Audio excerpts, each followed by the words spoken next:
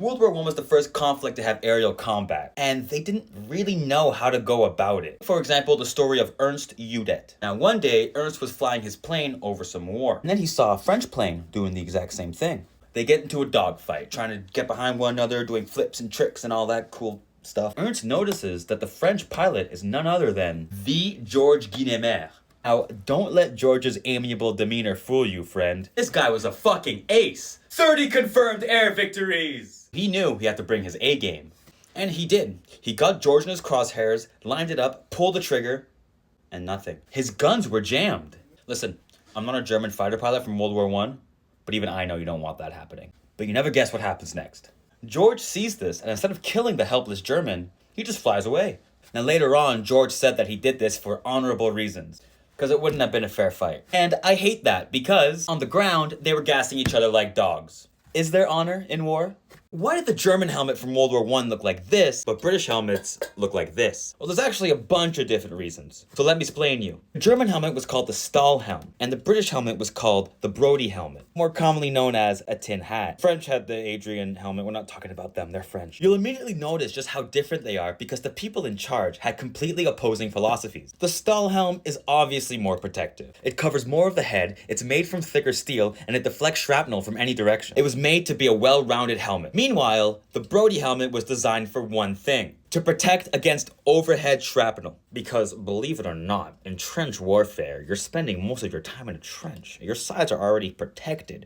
You're only getting attacked from the top. More importantly, the Stahlhelm was famously over-engineered to a fault. It was just really expensive to make, and it took a lot longer than the tin hat. This helmet is literally just a piece of steel that's been pressed into shape. And when you're in a war of attrition, it's the side that can make the most fastest that's gonna win. This is part 2 of my videos of helmets, mostly because I want to talk more shit on the Stahlhelm. Remember in my first video when I said that the Stahlhelm was over-engineered? I wasn't joking. You see these 2 nubs here on the side of the helmet? Those were added so that soldiers could add something called a stern panzer to their helmet. It's just an extra layer of steel. The thing is, it was used only by tank crews and snipers. The Germans made like 3 tanks during the war, so I'm not sure where this is coming from. And snipers rarely wore it because it was too fucking heavy and it knocked off their aim. Right, listen. The stern panzer did provide a decent amount of protection against small arms fire. But small arms is not how you dealt with snipers during the First World War. So they slowed down production of every single helmet so that 3 people in the German army could put on a second helmet. What? Oh, also the holes let in cold air during the winter time, so... And one more thing, you see how it covers the ears? They couldn't hear anything during battle. The shock wave from nearby artillery would reverberate in the helmet, doing even more internal damage. That's why the World War II helmets had a much shorter skirt. Oh, and the decals were basically just giant targets on their heads. All of this is because, and this isn't a theory, World War I helmets were heavily inspired by medieval helmets. Stahlhelm was directly inspired by the Sallet, and the tin hat is obviously a kettle helm. So the Germans just saw that the Sallet was the best medieval helmet, and they were like, if you would make it this one, because this one protected on nights. And that's it, really. What else did I want to say? Oh, yes. In pictures, you'll see a lot of British soldiers wearing their helmets like this. Well, it wasn't some fashion statement. You'll see this guy doing it. It's because when you're laying down on a firing step, it protects the back of your neck. I think that's pretty cool. If you made it this far, congratulations, your attention span isn't completely cooked.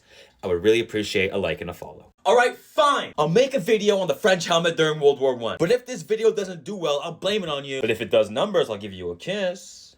I'll give you a big old kiss. So the French helmet during World War I was called the Adrian helmet. I gotta give the French credit. They were the first to realize how important it is to cover your soldiers' brains. By the spring of 1915, they were already giving their troops these little steel buckets to put on their heads. And by the summer, their troops were already being kitted out with helmets. A full year before the British or the Germans. It was technically less protective than the other 2, just because it was a thinner steel. But that was by design, because they were still very much entrenched in their beliefs of cult of the offensive. They wanted their troops very mobile, so thus they gave them a lighter helmet. Like the other 2 helmets as well, it's based off of medieval designs. This time being inspired by the bourguignotte. This thing. That's so cool, by the way. They just got inspired by medieval helmets, like all the armies.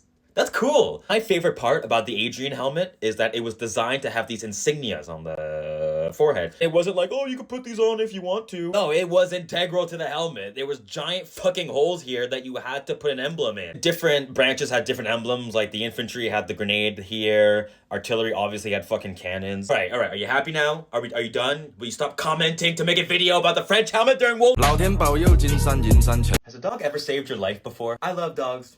You love dogs. Everybody loves dogs. But after watching this video, you'll love dogs even more. During the First World War, there were these things called mercy dogs, whose job it was to go out into a battlefield after a large battle and find wounded soldiers. They would try to escort the wounded guy back to friendly lines, but if the poor guy was hurt too bad, they would quickly go find and lead a medic back to the wounded soldier. But there are many stories of dogs dragging soldiers back into the trenches. Mercy dogs wore these cute little vests that had like bandages and water and most importantly, alcohol. See, when your leg's blown off, you don't really care about staying hydrated, you just want to get sloshed. Dogs are perfect for this because not only are they cute and such good boys, but because they have heightened sense of smell, which helps them sniff out wounded soldiers better than any human eye can. Soldiers that would have been missed otherwise. There's a story of a dog that literally dove into a pile of corpses to help a wounded French soldier. There's also another dog called Prusso that helped save the lives of 100 soldiers during one battle. Shit, they even used these dogs to gaslight people into joining with posters like this. But a lot of times, some men were just too far gone to be helped by doctors or dogs alike. In these cases, the dog would stay by the man's side and give him comfort while he died, making sure that no soldier died alone. It probably eased a lot of dying soldiers in their final moments, and I can't help but think how many men's last words were, "Good boy." They really are man's best friend. This British soldier punched his superior in the face and got away with it. This man's name is George Littlefair. Him and his buddies volunteered as soon as war broke out. The thing with volunteers is you need to train them. You can't just send them off to war, they're gonna die. And the corporal in charge of George's training was a real piece of work. Corporal had a speech impediment and couldn't say Littlefair's name properly. He would call him Licklefair. George, being the smartass that he is, obviously didn't respond to a name that's not his. You can only imagine how that made the corporal feel. So one day, the corporal gets fed up. He marches up to George and says, "Who do you think you are?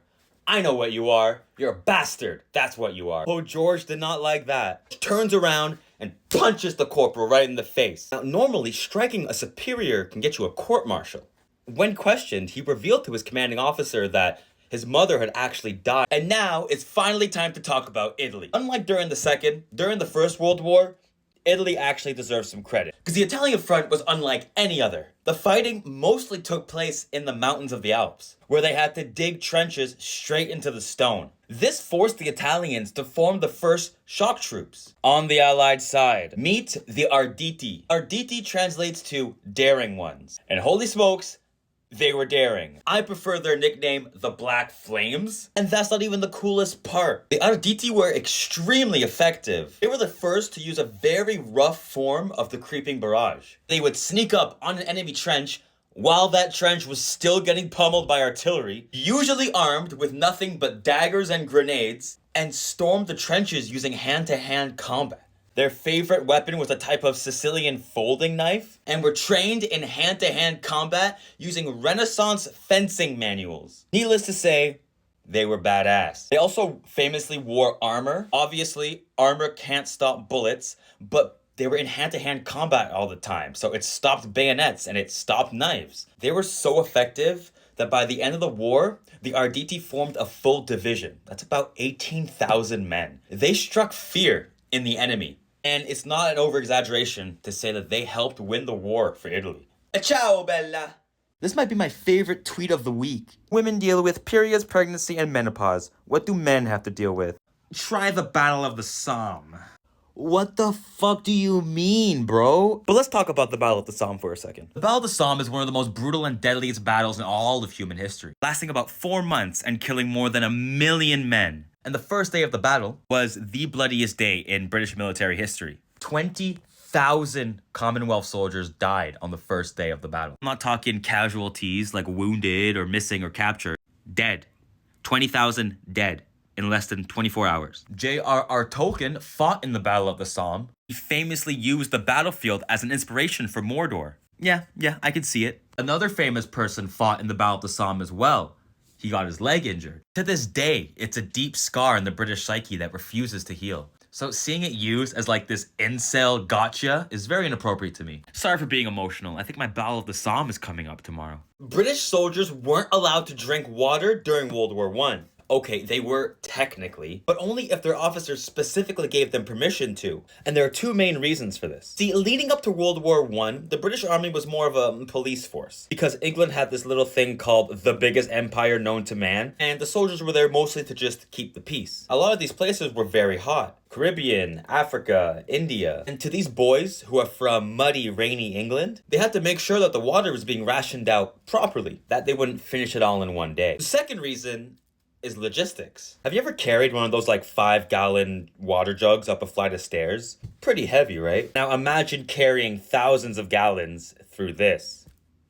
You have more important things to carry, like bullets and people. So water became an extreme commodity, only to be drunk when specifically told to. So next time you enjoy a 3 a.m. glass of water, be thankful there's not some snotty British officer giving you permission. Like this video or I'm gonna make sure you never drink water again. I don't think you realize just how close Germany came to winning World War I. Look how close they came to Paris. And just over a month into the war and it already looked like it was all done. You've probably heard of the Schlieffen Plan before, and it worked surprisingly well. Except for a few hiccups, all the Allies had done up to that point was retreat. It was called the Great Retreat. And the British especially were already writing it off as a defeat. You see, Germany knew they couldn't win a war on two fronts. So their plan was to invade neutral Belgium and hit France with everything they got. Best way I could describe the Schlieffen Plan is actually like if the Germans went Super Saiyan, like immediately into the fight. France was so out of their depths at the beginning of the war. You tell me which one of these armies aren't taking it seriously. The only reason that Germany couldn't seal the deal is because they've been fighting for 7 weeks at this point. They were exhausted and accidentally left their right flank exposed. The French army defending Paris saw this and counterattacked. The Germans fell back,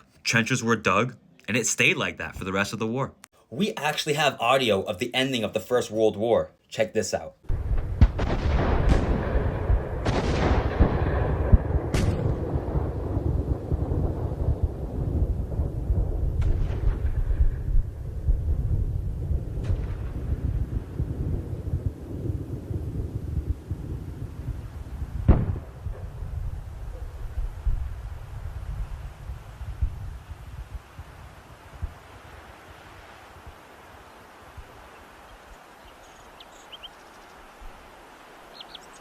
While this is undoubtedly an amazing piece of history, can't help but notice that they were still fighting and dying up until the last minute. Because the Germans wanted to end it immediately, but the Allies specifically asked for 11 o'clock, November 11th. Well, there are two main reasons for this. The first reason, tragically, is, well, the Allies just wanted more leverage at the negotiating table. For that, 2,700 men unnecessarily lost their lives on the last day of the war. Second reason actually makes more sense. You see, they wanted everyone to know that the war was going to end soon. Believe it or not, information moved really slowly in this hellhole. But unfortunately, even then, it wasn't enough. Because the last soldier to die wasn't that stupid American who charged a machine gun nest. It was a German soldier who at 11:01 got out of his trench and was shot by the Americans because they hadn't received the message yet.